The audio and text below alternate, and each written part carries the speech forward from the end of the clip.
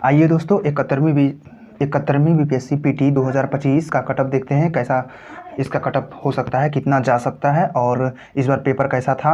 आप लोगों ने देख ही लिया होगा, जो एग्ज़ाम दिए होंगे उनको तो पता चल ही गया होगा, और जो बाहर से देख रहे होंगे अब घर में आके मिला लिए होंगे उनको तो लग रहा होगा कि सामान्य था, मॉडरेट टू हार्ड था या सिर्फ मॉडरेट ही था।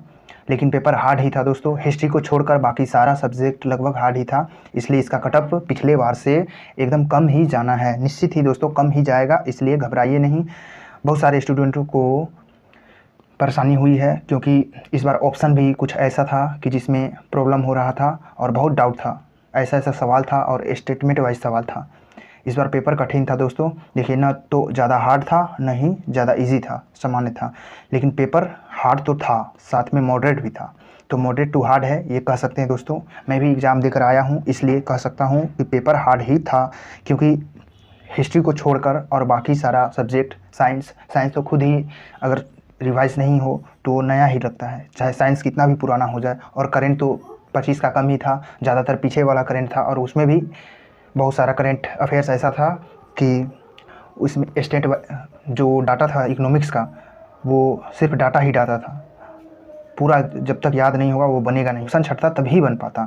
और एलिमिनेट जो अच्छा से कर लिए होंगे वो अच्छा खासा अटेम्प्ट किए होंगे। इसका कारण यही है कि पेपर हार्ड था, और हार्ड इसलिए था क्योंकि 70वीं बीपीएससी के समय बीपीएससी पर ये सवाल उठे थे कि बीपीएससी सवाल जो सेट करती है वो बहुत ही इजी सवाल सेट करती है, वन लाइनर एग्ज़ाम जैसा क्वेश्चन बनाती है। किसी को अगर लगता है कि पेपर इजी था तो भाई उसको सोचने दीजिए, जो एग्ज़ाम में बैठा होगा उसको पता होगा। 70वीं जैसा तो बिल्कुल नहीं था पेपर ये। अब बीपीएससी का लेवल ना 69वीं जैसा था, ना ही 68वीं जैसा था।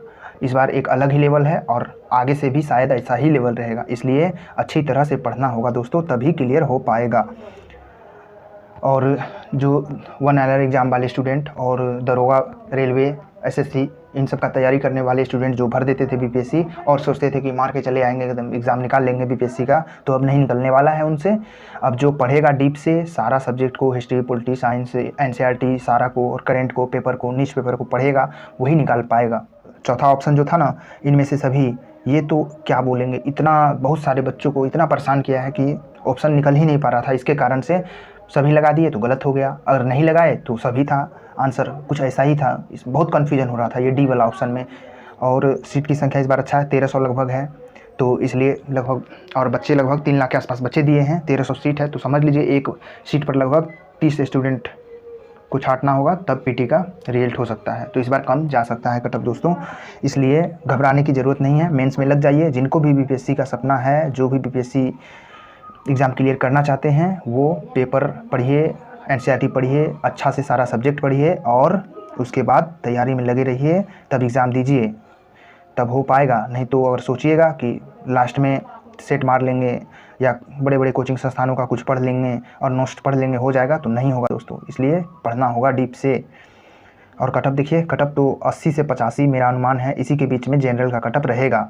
जबकि देखिए पिछले बार 68वीं का, 69वीं का और 70वीं का 91 था कटअप, 91 कटअप गया था। इस बार 80 से 85 निश्चित ही दोस्तों इसी के बीच में रहेगा, तो रहेगा। तो कमेंट में बताइए आप लोग कितना जा सकता है कटअप, और क्वेश्चन भी टेलीग्राम ग्रुप में भी डाल दिया गया है, उसमें ज़रूर आप लोग पोल कीजिए, वोट कीजिए, बताइए कितना जा सकता है, तब सब कैटेगरी का अच्छा से कटअप का वीडियो बनाएंगे दोस्तों।